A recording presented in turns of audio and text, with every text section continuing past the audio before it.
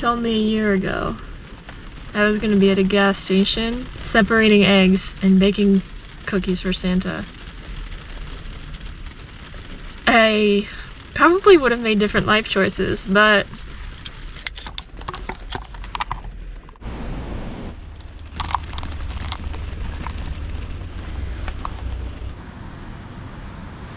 yeah, there's absolutely no way this is gonna bake properly.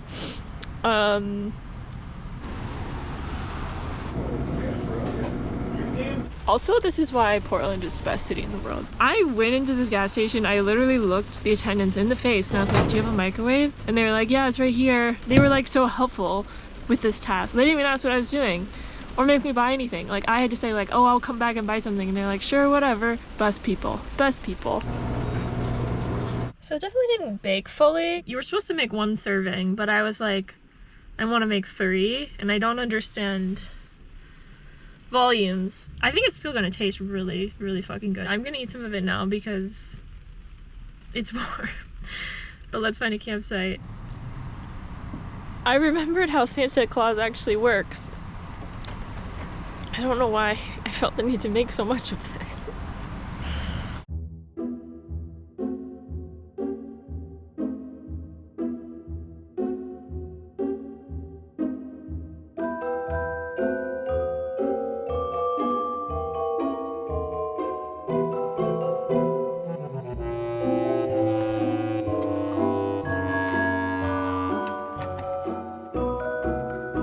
Wow, this was so cool in my mind. How do you make it look festive? What if I did it like this? Will that work? Fuck this.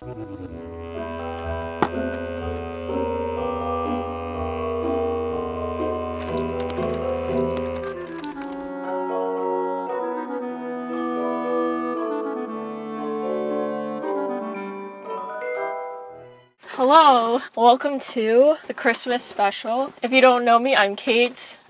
This is Pablo, and we're very excited to welcome you into our home for this. If you have been watching the channel for a while, I am back in the US, truly living out of Pablo again because I spent all of my money traveling. We're gonna do all the classic Christmas stuff today. We're gonna set some new traditions. We're definitely gonna turn some traditions on their head. So I haven't known what to do with these.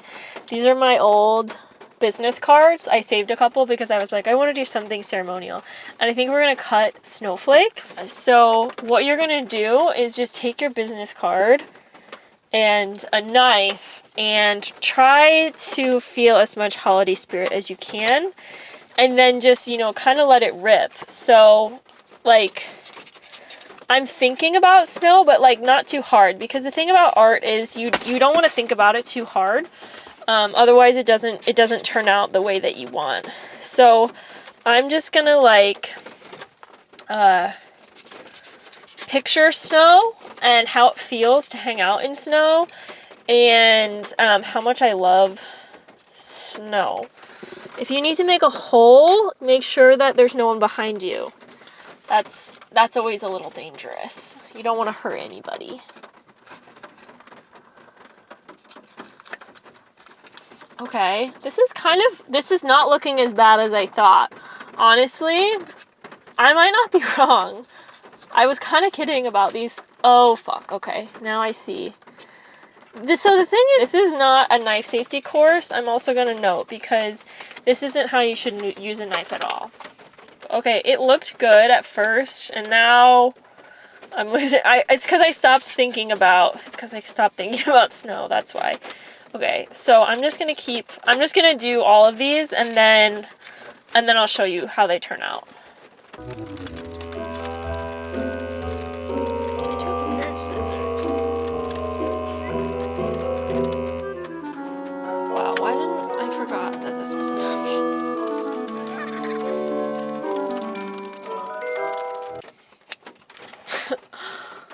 Huh. Okay, so this is what we got. So this is the first one.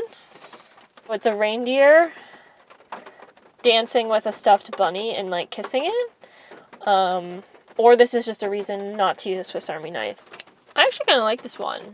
I started to get like reindeer man, and I just leaned into it at the end and gave it a little tail. third one. This is kind of like, I'm getting dog and cat. I'm getting a dog and a cat, which is not very snowflake, but whatever. They're decoration. Just like add them to the greenery like that and like that. The benefit of doing it this way is that we can just kind of keep these like little shreds for your table setting like this. Okay.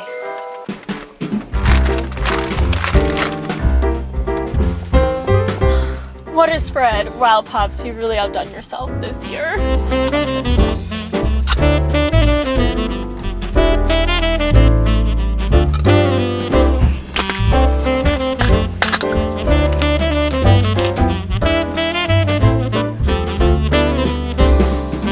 So what you're gonna wanna do is have this like base of the mushroom soup, and then you can sort of arrange your green beans in kind of in whatever pattern speaks to you, and then you can just top it with a little bit of the French onions, and then creative, festive, fun, original. Your guests have never eaten like this. Next, organic, totally vegan, raw cranberry sauce. You know, nobody's drinking anymore, but you need something to do with your hands at a party. So you can use a can of cranberry sauce. You can serve it in super creative ways. I like the slap. So everyone gets one. Say you've given up drinking. Say you're just not drinking for the holidays because you know how you get. Well, here's your solution. Oh, this is gonna be... I guess it's always cold. I shouldn't be complaining that it's cold. It's not bad. I actually do love cranberry sauce. As embarrassing as that is. Like, I used to eat so much of this as a kid.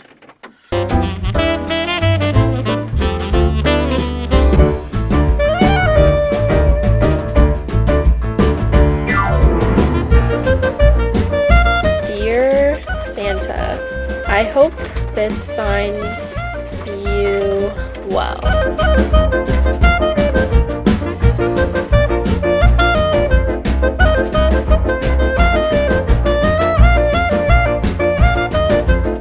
Santa cake!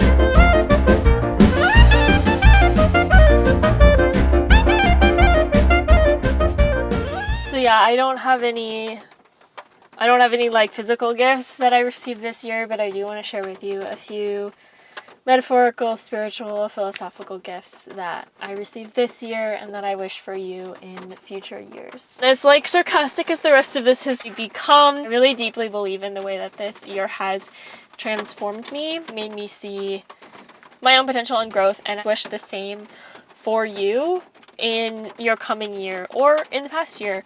Gift number one is true self-knowledge. I have developed such an innate sense of me, not me, that has become so essential to accepting my path and my beingness as a spiritual being, someone devoted to living their life's purpose. And I really wish that for you as well in this coming year, that you can truly shed all of the fear, all of the shame, all of other people's projections, the aspects and the noise in your environment that confuse you and distract you from what it really feels like to be.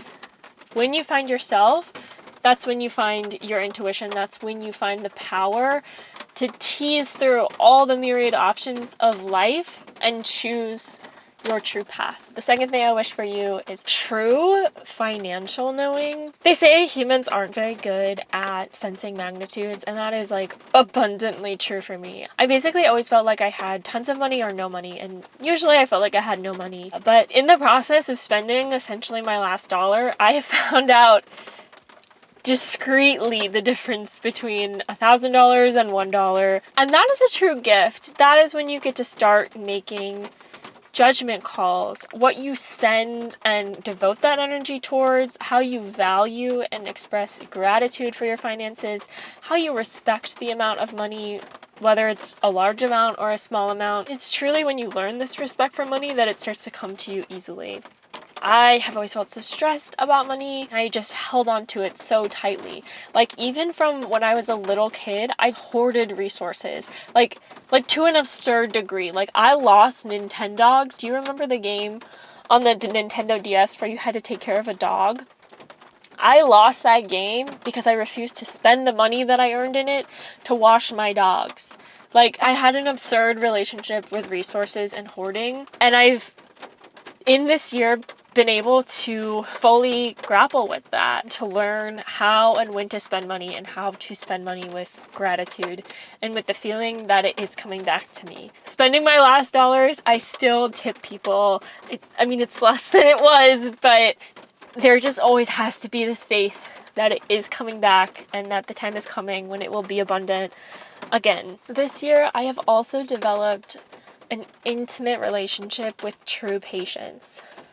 In the past, I have always interacted with patients from this perspective of, okay, just tell me how long until I can have the thing I want, and then I'll like grin and bear it and wait until then.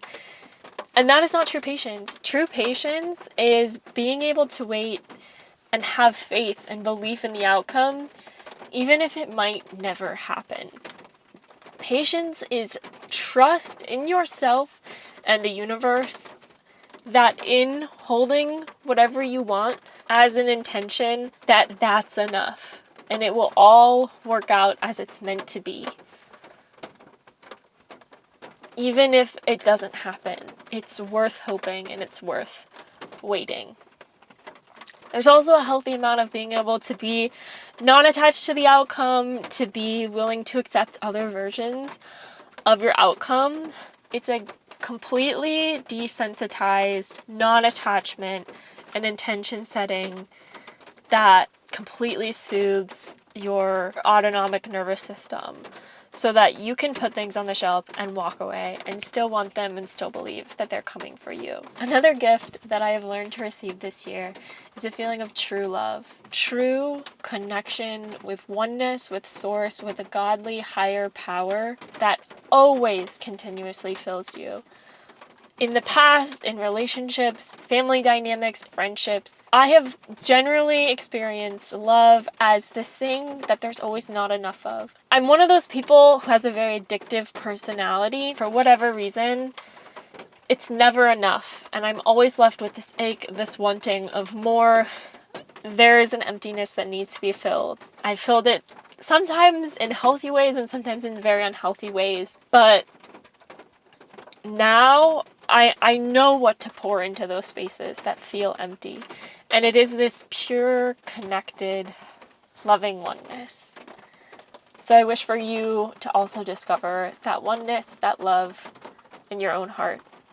The last gift that I've truly embraced this year is this deep, deep feeling of being okay. I have spent basically my whole life avoiding this feeling of lack, dysregulation in my nervous system, this feeling of not enough. Just something is wrong, something is not there. I'm not okay. I need other people to be okay. I need things. I need stuff. I need that job. Because I think I convinced myself if only I had this thing, this person, this place, then my insides will sort themselves out and then I'll feel okay. But this year I learned that that's not how it works. You can't trick your outer environment to making your inner environment okay.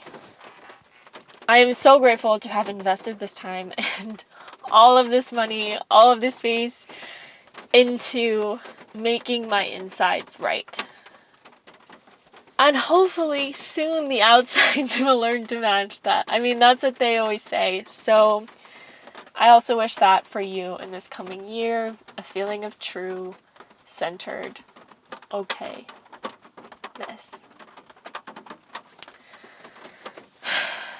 So that's about it for what I wanted to share today. If you're still here, amazing. I love you so much. This has been so nice to spend this time together. If you're in the Portland area, need a yoga instructor, a spiritual mentor, a business analyst, a digital transformation specialist, or have a very cheap housing, please let me know in the comments. I do I've loved my time in this car, but if I'm gonna keep producing content for you and just not be so cold this winter, I do need to find a place to live. Last announcement. I am back in the US now. I have a little bit of content left from my travels in Bali, so don't like freak out when there's actually posting from that. I am really back, but I just have a backlog that I want to get to. My experiences there were really foundational, even in the past couple weeks, to how I'm able to show up now. But yeah, thank you so much for joining. I hope you have a beautiful, blessed holiday season, new year, and I hope to see you next week.